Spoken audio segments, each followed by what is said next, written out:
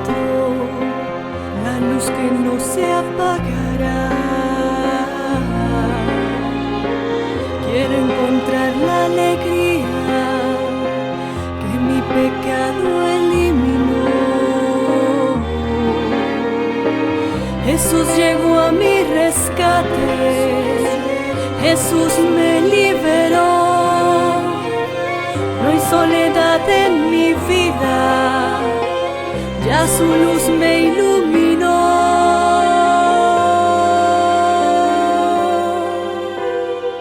No más dudas ni temores, Jesús ya me liberó.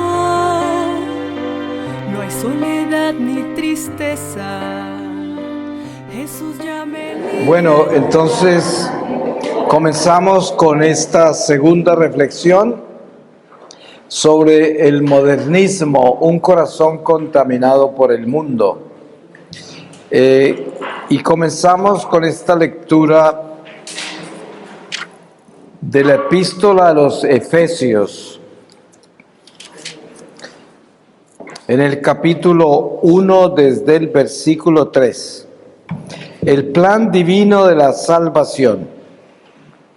Bendito sea el Dios y Padre de nuestro Señor Jesucristo, que nos ha bendecido con toda clase de bendiciones espirituales en los cielos en Cristo, por cuanto nos ha elegido en Él antes de la fundación del mundo, para ser santos e inmaculados en su presencia, en el amor, eligiéndonos de antemano para ser sus hijos adoptivos por medio de Jesucristo, según el beneplácito de su voluntad, para alabanza de la gloria de su gracia, con la que nos agració en el amado.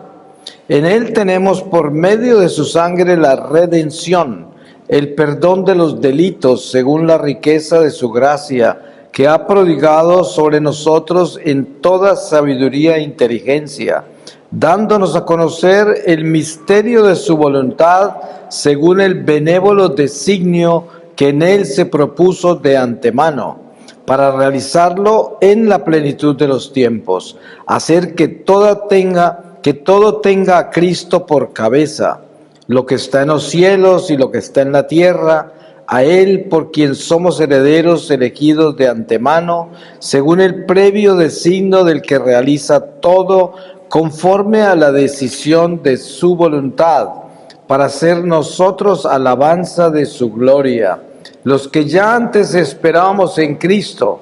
En Él también vosotros, tras haber oído la palabra de la verdad, el evangelio de vuestra salvación, y creído también en Él, fuisteis sellados con el Espíritu Santo de la promesa, que es prenda de nuestra herencia, para la redención del pueblo de su posesión, para alabanza de su gloria. Palabra de Dios.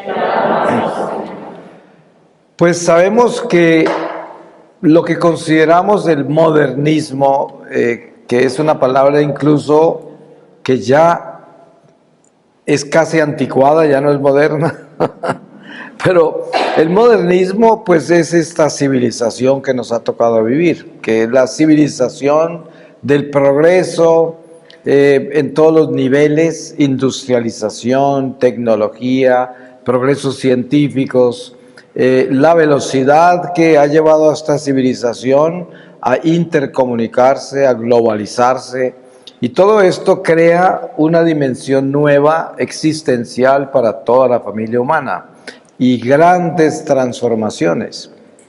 Sin embargo, cuando miramos al mundo, por desarrollado que esté, por moderno que esté, con los ojos de Dios, nada ha cambiado, porque pues sí, de repente podemos trasladarnos rápidamente de un lugar a otro como nunca podíamos, podemos comunicarnos como nunca nos habíamos comunicado antes, pero eso no ha hecho que el ser humano crezca como persona. Es muy escaso la persona que crezca humanamente hacia el bien. Generalmente la gente está acomodada en este modernismo, por utilizar esa palabra entonces, acomodada, pero no creciendo como ser humano hacia el bien. Por eso vemos la abundancia del mal, la abundancia del vicio, la violencia, la degeneración, el egoísmo. Es muy común que esta sociedad eleve la gente hacia un egoísmo total donde prácticamente el ser humano se convierte en una isla. Ya no es una unión, no es un solo cuerpo, es una isla, la independencia, mis derechos.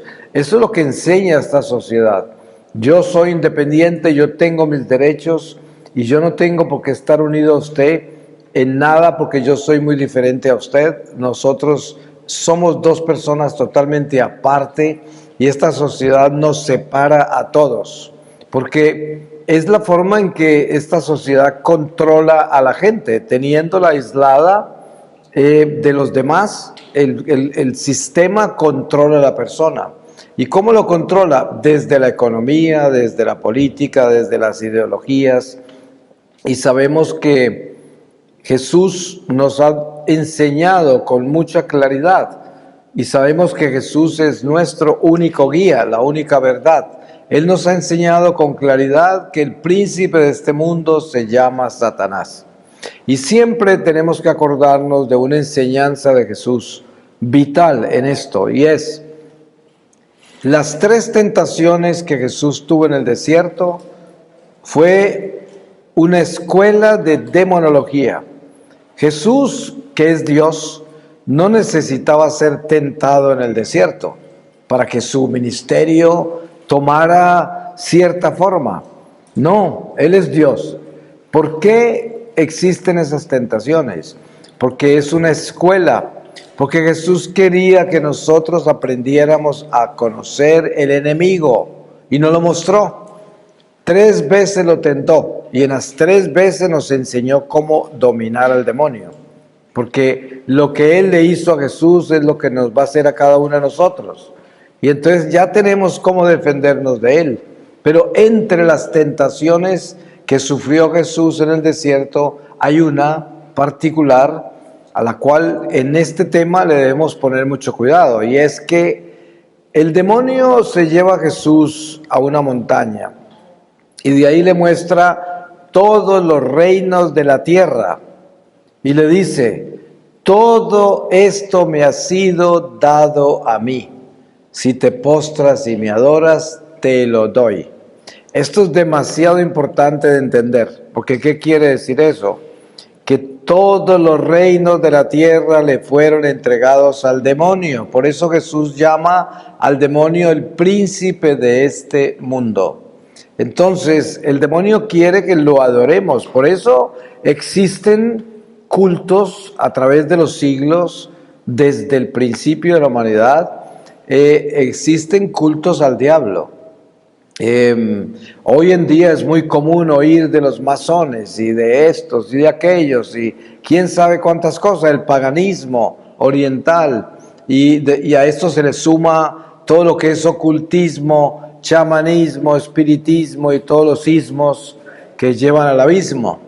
Pero en realidad lo que sucede es que cuando nosotros vivimos en este mundo de acuerdo a lo que Dios nos enseña y nos pide en Jesucristo, no somos esclavos de los reinos de este mundo, ni le hacemos gloria a los reinos de este mundo, que es precisamente lo que hablaba antes sobre la idolatría y lo que hablaba antes sobre la adoración al Santísimo, que es encontrar al verdadero Dios y adorar al único Dios y asegurarnos que no estamos adorando dioses falsos, que no estamos dándole culto a nada terrenal y que la vida terrenal nuestra es un navegar por dentro de estas aguas, pero con Dios, porque Dios nos confía a cada uno cosas diferentes.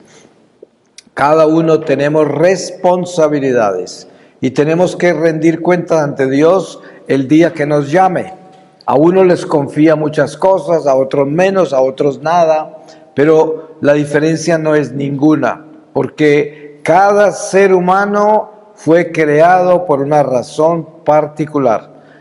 Los místicos de la Iglesia a través de los siglos han compartido algunos de ellos que una tercera parte de los ángeles cayeron, como nos enseña San Juan, de lo que él vio en toda esta revelación del Apocalipsis. Y entonces la economía, la salvación, es un número exacto de almas que entrarán al cielo antes de que Jesús regrese. Entonces nos damos cuenta lo importante que somos cada uno de nosotros.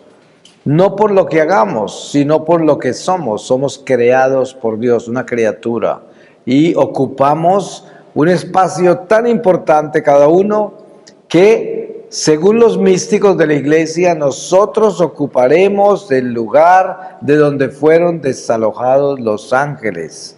Así, San Pablo en 1 Corintios 6, 3 creo, habla de que nosotros en el juicio final juzgaremos los ángeles caídos, los cuales ya están juzgados, pero en el último juicio serán juzgados de nuevo, lo mismo que todos los que están condenados volverán a ser juzgados, aunque ya están condenados.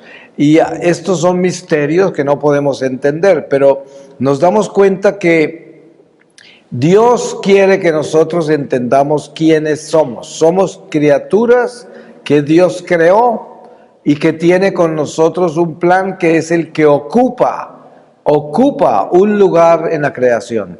Nosotros ocupamos un lugar en la creación. Entonces, ese lugar es sagrado, porque no importa quién es usted, qué hace usted, cuánto hace usted, eso no es lo que importa. Lo que importa es que usted lo creó Dios con amor y usted ocupa un lugar en este mundo. Y ese lugar es importante. Miren ustedes, les cuento una historia de algo que el Señor me enseñó sobre una persona que por desobediencia terminó muerto afuera de un bar después de una borrachera, se estrelló y se mató. Bueno, resulta que el diablo quiere que nosotros entremos al mundo espiritual prematuramente. Ustedes saben que nosotros estamos en un periodo de gestación. El alma nuestra está en el vientre de esta carne, en gestación, tanto como un bebé está en gestación de 9 meses en el vientre de una madre. En el vientre nuestro está el alma, pero solo Dios sabe cuánto tiempo necesita esa alma en esa carne para salir a la plenitud del mundo espiritual. Por eso es que la eutanasia es tan grave, porque un alma en ese cuerpo, así sea un vegetal que ya no actúa, Dios quiere que esté en ese cuerpo tanto como necesita el alma estar ahí antes de salir, para que no salga prematura. Muy sencillo. Entonces el diablo se preocupa por hacernos a nosotros caer en un estado de desobediencia tal que interrumpamos el tiempo que Dios nos dio, a través del vicio, el pecado, el suicidio, quién sabe cuántas cosas. El borrachito que yo les cuento, que fue una manifestación que tuve yo hace un tiempo atrás, recién que comencé la misión, se manifestó una persona que se acababa de matar y yo estaba haciendo un retiro. Esta persona quedó muy confundida porque lo que sucede es esto: cuando usted muere prematuramente y entra al mundo espiritual, usted continúa la vida que tenía que seguir viviendo, pero usted está, digamos, hay una persona que debía estar aquí hoy, pero por desobediencia, por pecado, por la razón que fuera, entró prematura al mundo espiritual, pero se salvó. Porque no estoy hablando de condenados, estoy hablando de gente que se salva, ¿no? Se salvó, pero quedó en un purgatorio muy complicado, porque esa persona está acá, está sentada ahí, viviendo este momento, pero no puede actuar, ¿ves? Y se da cuenta lo importante que es que estuviera ahí. Aunque no estuviera haciendo nada, no importa, pero es que ocupamos el espacio. Ustedes saben, cuando usted ve un ejército que está marchando y hay 2,000 soldados, ¿no? Y van ahí, marchando. De repente uno de los soldados dice, pues si yo no soy nada, soy insignificante, yo no valgo nada. Pero resulta que es que si se sale de ahí, falta un soldado, ¿no? Tienen que estar ese número de soldados ahí. Y esto es lo que debemos tener claro, que Dios tiene un orden. Y nosotros somos soldados de su ejército. y cada uno tenemos el lugar exacto para ocupar. Entonces, ¿se pueden imaginar el sufrimiento de una persona que muere prematuramente cuando continúa viviendo el mundo material sin poder actuar en él? Es un tormento, ¿no? Es un purgatorio muy bajo, porque entre más prendida la tierra queda el alma, más bajo el purgatorio. Porque vivimos en las tinieblas. Este mundo está en las tinieblas. Es el destierro. Y aquí todo está oscuro. Cuando el alma sale del cuerpo, ya no lo alumbra nada. Los astros no lo iluminan. Nada le ilumina, porque quedan las tinieblas. Solo dentro de este cuerpo material tenemos acceso a esa luz artificial, a la luz de los astros, pero porque estamos dentro de este cuerpo material. Una vez salga de esta dimensión, ya es puras tinieblas, porque estamos en el mundo caído, y la única luz que hay es la luz que usted ganó por su fidelidad a Dios, que es el crecimiento que yo les contaba en la charla anterior, de que uno se va adentrando en Dios y va entrando hacia la luz. Entonces, cuando usted sale del cuerpo, el alma se va hasta donde había avanzado, hasta donde se había elevado. Y hay personas que se elevan mucho, hay gente que se eleva tanto que entra a la bóveda celestial, entra a la plenitud, se va subiendo. Otros suben un poco, otros suben más, otros casi no suben y todavía quedan en las tinieblas de este mundo, pero en el purgatorio, pero en una oscuridad total, que es un tormento horrible. Pero teniendo esto claro, nos damos cuenta que el modernismo, este mundo en que vivimos hoy, no actúa realmente sobre la realidad interior nuestra, solamente hasta donde nosotros permitamos el pecado en nuestra vida. Porque si nosotros vivimos en gracia, estamos en el mismo estado que estaban los que vivían en gracia hace 2000 años. Es lo mismo. Simplemente son seres que caminan por la luz. Entonces, cuando uno está en gracia, camina en la luz. Y esto es lo importante de tener claro. Si yo camino en gracia de Dios, camino por la luz. Si me muero, quedo parado en la luz. Si yo estoy en pecado, camino por las tinieblas. Si me muero, quedo parado en las tinieblas. Tan sencillo como eso. Entonces, hay que estar seguros de que nosotros buscamos la luz, que siempre estamos en búsqueda de la luz. Porque lo contrario, si no estamos en busca de la luz, quiere decir que estamos atados a las tinieblas de este mundo, y este mundo nos seduce, nos conquista y nos pervierte el corazón. Un corazón pervertido siempre está en conflicto, siempre tiene problemas, un corazón corrompido, siempre tiene resentimientos con la gente, siempre está buscando el mal en los demás, está viendo los defectos de los otros, siempre tiene una oscuridad en su interior, es oscura esa persona. Y entonces, entendiendo eso, nos damos cuenta que hay una lucha interior en nosotros que nos exige caminar hacia la luz. Nos exige caminar hacia la luz. ¿Por qué? Porque nosotros hemos sido bautizados y hemos recibido la luz del Espíritu Santo. Y al recibir la luz del Espíritu Santo, esa luz quiere desplegarse, quiere irradiarse de adentro de nosotros, porque es un don que Dios nos dio. Miren ustedes, cuando los apóstoles vivieron Pentecostés en el cuarto de arriba, recibieron esas lenguas de fuego, quedaron transformados. Ustedes saben que antes de eso tenían miedo, ellos nunca se atrevieron a dar la vida por el Señor.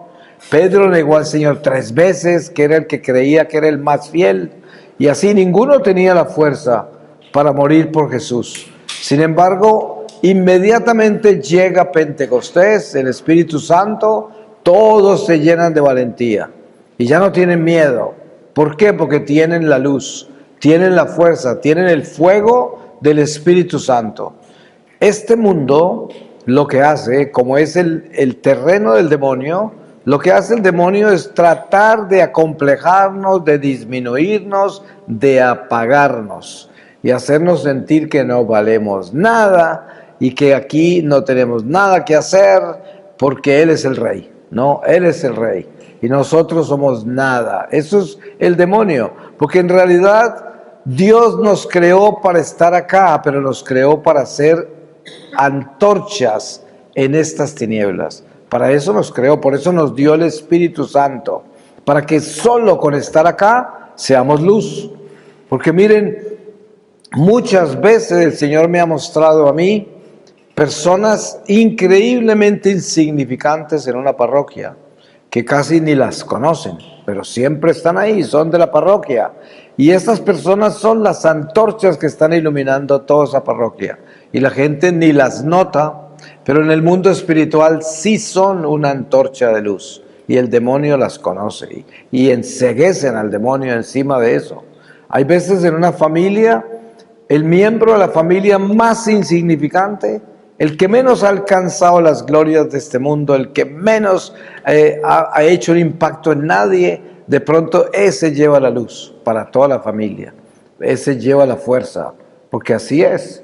Es todo lo contrario a lo que nos imaginamos, porque todo viene de adentro. Adentro es donde recreamos, adentro es donde albergamos el bien o el mal. Y entonces, teniendo eso claro, sabemos que somos instrumentos de la luz o de las tinieblas. Ustedes conocen, mire, una persona que vive atada a las tinieblas es una persona que siempre está haciendo cosas malas, ¿no? Está dividiendo a la gente, está haciendo chismes, calumniando, está odiando, tiene actitudes violentas, o es un astuto que se hace pasar por oveja y es tremendo lobo, o cosas así, ¿no? Pero nunca haciendo nada bueno. Y esto es lo que trae el espíritu de las tinieblas. Y es muy claro cómo se ve un corazón corrompido por el mundo. La gente que es mundana, que es avara, que tiene las ambiciones terrenales, ese consumismo adentrado, todos los ismos los tiene adentrados, pues son como una infección, son como un veneno en la sociedad, en la comunidad, en la familia. Y esta corrupción, pues es nuestra misión, porque cuando hablamos de esto y señalamos a esas personas, no estamos sintiéndonos mejores que ellos. Por el contrario, estamos señalando la misión para la cual Dios nos creó. Dios vino en la persona de Jesucristo por los enfermos. Por lo tanto, esas personas que están en el mundo perdidas son las que Dios quiere que le traigamos. ¿Y cómo las traemos si la gente que está en el mundo no quiere saber nada de Dios? Pues es que Dios es el que hace el trabajo cuando nosotros somos fieles. Miren que hablaba de los apóstoles cuando perdieron el miedo en Pentecostés y ya se atrevían a irse al templo de Jerusalén todos los días a predicar en el templo donde estaban los que habían matado a Jesús. Allá estaban, sin embargo no les daba miedo y la gente ya ni se preocupaba de que les impusieran las manos a enfermos, a paralíticos, a leprosos, a posesos, sino que cuando pasaban ellos se sanaban todos sin tocarlos siquiera. Pero ahí nos damos cuenta quiénes somos. Nosotros somos instrumentos del Espíritu Santo. Y cuando menos pensamos, si estamos en gracia, cuando menos pensamos, Dios actúa a través de nosotros y hace maravillas. Y nosotros no vemos eso. Lo veremos el día del juicio ante Jesús y miraremos todo lo que el Espíritu Santo hizo a través de nosotros mientras éramos fieles. Mientras éramos fieles a Dios. Y también veremos todo lo que el Espíritu Santo no pudo hacer mientras fuimos infieles, que es lo que más duele, lo que duele mucho, porque ya visto desde el Espíritu eso es un tormento. Ver el desperdicio, la desobediencia y las almas que Dios hubiese podido rescatar y ayudar si yo hubiese sido fiel siempre. Entonces, Dios quiere que entendamos la realidad espiritual de nuestro llamado, de nuestra vida, para que el mundo no nos corrompa, para que esta civilización que es tan seductora, tan rápida, no nos tome. Hay mucha gente que no le pone cuidado a toda la información que fluye por este mundo entre las redes y entre la gente y se dejan contaminar de toda clase de información y viven llenos de conspiraciones, llenos de cosas raras. Y yo siempre digo, miren, la forma más apropiada para vivir libre de todos los espíritus que rondan por este mundo es cuidarse de las redes y utilizarlas solo para la básica necesidad. Usted no se la pase por ahí de curioso navegando por todas partes que lo van a llenar de basura. Y en esto se incluyen las redes católicas, porque ahí miren, la mayoría de estos grandes predicadores famosos, youtubers católicos, curas, obispos, laicos, la mayoría tienen sus páginas monetizadas. Ustedes se dan cuenta que lo primero que usted recibe es una propaganda cuando entra al programa de alguien, al canal de alguien. Eso ya le muestra a ustedes quiénes son. Vendieron su nombre, vendieron su dirección sin pedirle permiso y ya están recibiendo dinero porque usted se comunica con ellos. Eso ya es una seña de en qué andan. Están detrás del dinero, nada más. Y por eso hay que tener cuidado, porque el curita tan santo no es tan santo, porque si no, no estuviera monetizado. Aunque si usted le hace reclamo, dice, ay, es que yo sostengo pobres, ay, es que yo tengo una obra en tal parte. Siempre tienen una excusa. Pero la realidad es que la corrupción también está dentro de la iglesia, también. Uno no puede confiarse que porque es cura, que porque es obispo, que porque es un laico famoso. Eso no es prueba de nada, absolutamente de nada. Miren más bien sus acciones y detecten en qué andan, de qué están hechos y qué es lo que buscan. ¿Qué es lo que buscan? Y en esa forma nos damos cuenta quién escuchamos, porque de lo contrario nos llenamos de basura. Y miren, lo más común de la gente que tiene monetizadas sus páginas es el sensacionalismo.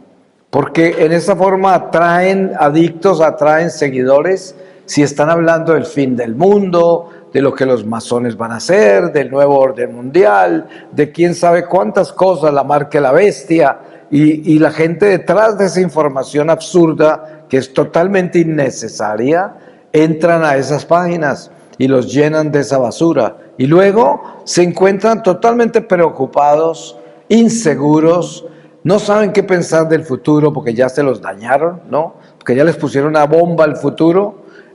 Incluso hay gente que invita a que se vayan a refugios, que es lo peor, porque usted nunca ha visto que un apóstol del Señor sea escondido. O sea, ¿cuándo ve usted en el Evangelio o en los Hechos de los Apóstoles, en alguna historia sagrada, que los apóstoles del Señor huyeron con sus amigos a esconder comida y meterse por allá en un refugio? Eso no existe.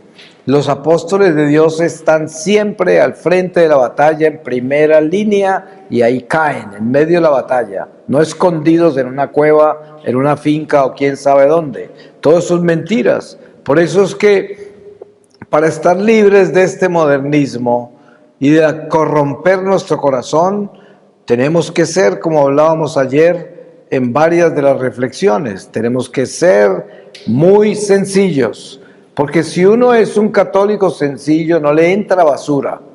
Y encima de todo hay que tener mucho cuidado con la curiosidad. Ustedes saben que la curiosidad es la que tumbó a Eva. Sí, es uno de los pecados más graves, la curiosidad, porque en la curiosidad entra la tentación, entra la mentira, entran las cosas que no debemos ver, que no debemos escuchar, y entrar en dimensiones que son prohibidas para el alma. Eso es lo que lleva a la curiosidad. Entonces hay que tener cuidado con este tipo de información, sobre todo las conspiraciones. Hay gente que fabrica conspiraciones, pero por centenares. Y todo esto lo que hace es esclavizar a la gente, confundirla, convertirlas en torpes, en zombies y separarlos de los demás. Porque La vida continúa sin importar qué hay. Mire que hace poco se estaba hablando que en octubre iniciaba el fin y todo, y sale esta guerra de Israel, y claro, todos los profetas falsos andan brincando felices porque ahora sí que les van a dar más dinero, ¿no? Porque estaban correctos, pero eso es mentira. Esta guerra es una guerra viejísima.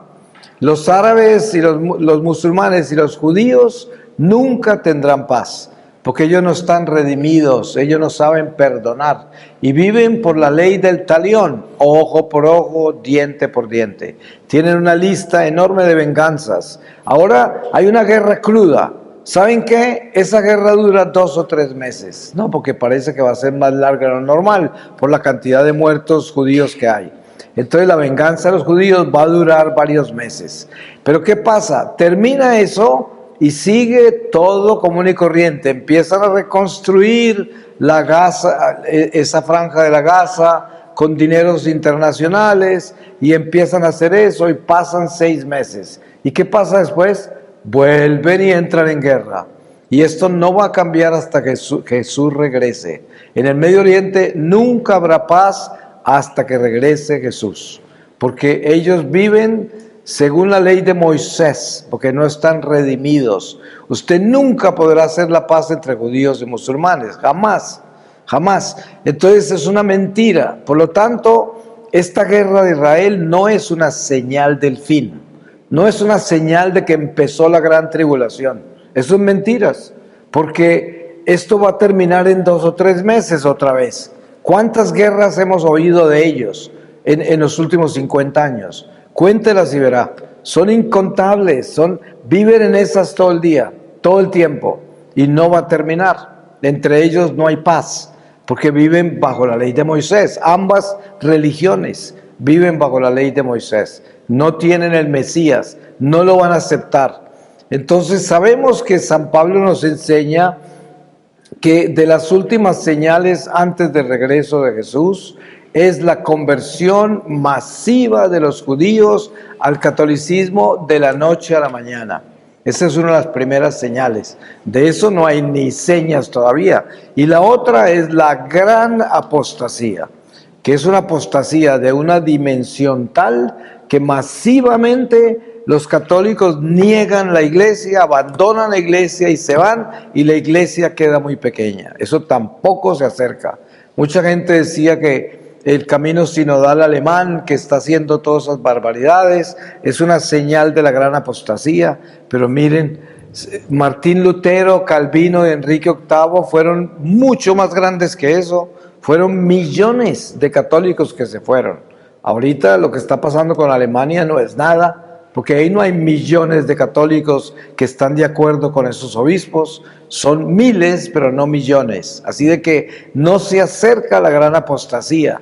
Así de que no hay señales del fin del fin. No hay señales. Esto sigue. Y quién sabe cuánto tiempo falta. Yo personalmente no sabría, y nadie sabe cuándo es el fin. Pero una cosa sí sospecho, y es que ni a nosotros, ni a nuestros hijos, ni a nuestros nietos les va a tocar. ¿Sí? Esto sigue y falta mucha madera por cortar, falta mucha tela para cortar, falta, porque no hay señales, no hay.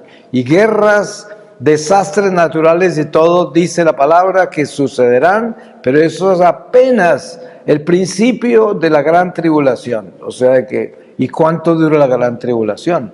Puede durar siglos.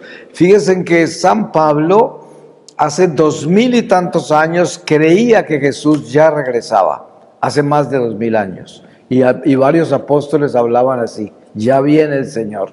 Entonces, todo lo de Dios está fuera del tiempo, no está en el tiempo humano. Y no sabemos Dios cómo se manifestará entre nosotros con el tiempo nuestro. No sabemos. Pero no podemos dejarnos engañar por tanto falso profeta, tanto terrorista religioso, que la mayoría tienen malas intenciones, porque quieren manipular a la gente para su beneficio personal, porque están buscando fama o dinero, o hay gente que es loca, no, hay mucha gente desequilibrada que padecen de misticismo, quién sabe qué, como todos esos videntes que hay, que muchos son locos, ¿no? Otros son vividores, otros son simples mentirosos, pero hay que tener cuidado porque no necesitamos nada de eso. Yo personalmente no necesito ningún mensaje de que cuando pasa esto, aquello, a mí no me importa, ¿sí? Yo sé que lo más importante que debemos tener nosotros en nuestra vida es nuestra conversión del corazón. Asegurarnos de que si me muero hoy, estoy en gracia de Dios. Es lo único que importa. ¿Ustedes creen que hay algo más que eso que importe? Y además, asegurarnos de que nosotros nos preocupamos por la salvación de toda la gente que Dios coloca en nuestro camino. Esa es nuestra responsabilidad. Está preocupado que todos nos salvemos, porque si no tenemos ese deseo, ¿en qué andamos? Deseando solo que se salven los que me duelen a mí, los que me importan a mí. Eso no es cristiano. Entonces, en vez de estar preocupados por las señales, por los mensajes, por todo eso, hay que preocuparse por la conversión. Y en esa forma caminamos derecho. En esa forma, porque ustedes ven lo que Jesús predica durante su vida pública. ¿Y qué es lo que Él predica? Es lo que comenzó a predicar San Juan Bautista. Conviértense. Cambien sus corazones, arrepiéntense. Eso es lo que Jesús predica. Él no predica nada más. Él no dice, miren, estén pendientes que se va a acabar el mundo. No, Él dice, ojo, estén vigilantes, porque el Señor llega como un ladrón en medio de la noche. Es lo que dice Jesús, ¿no? Usted esté preparado, como las vírgenes necias y las vírgenes fieles. Estos son ejemplos que Jesús dio incansablemente para decirnos, tienen que estar listos hoy. Hoy es la conversión, hoy es el cambio del corazón, hoy es el llamado de Dios, no mañana, no. Yo siempre digo esto, a veces en mis viajes regreso a muchos lugares donde he estado antes, como acá, en Veracruz, y a veces hablo con la gente y les pregunto, ¿y cómo van? Y dicen, ahí voy, ya fornico un poco menos, ya robo un poco menos, miento un poco menos, ahí voy. Yo digo, sí, ahí va, pero para el infierno si se muere así. Porque no es de ahí voy, es que necesitamos cambiar de verdad. No podemos ir ahí voy, porque ahí voy ¿para dónde? ¿No? Es ya, tenemos que cambiar ya, hay que tomar decisiones muy serias, tiene que ser ya. Pues dámosle gracias a Dios, voy a pedir su palabra y les voy a leer del Salmo 91, bajo las alas divinas. El que habita al amparo de Elión y mora a la sombra de Shaddai, diga a Yahvé, refugio, baluarte mío, mi Dios en quien confío. Pues Él te libra de la red del cazador, de la peste funesta, con sus plumas te protege, bajo sus alas hallas refugio, escudo y armadura es su fidelidad. No temerás el terror de la noche, ni la saeta que vuela de día, ni la peste que avanza en tinieblas, ni el azote que devasta a mediodía. Aunque caigan 1000 a tu lado y 10,000 a tu derecha, a ti no te alcanzará. Basta con que fijes tu mirada, verás la paga de los malvados. Tú que dices, Yahvé es mi refugio, y tomas a Elión por defensa.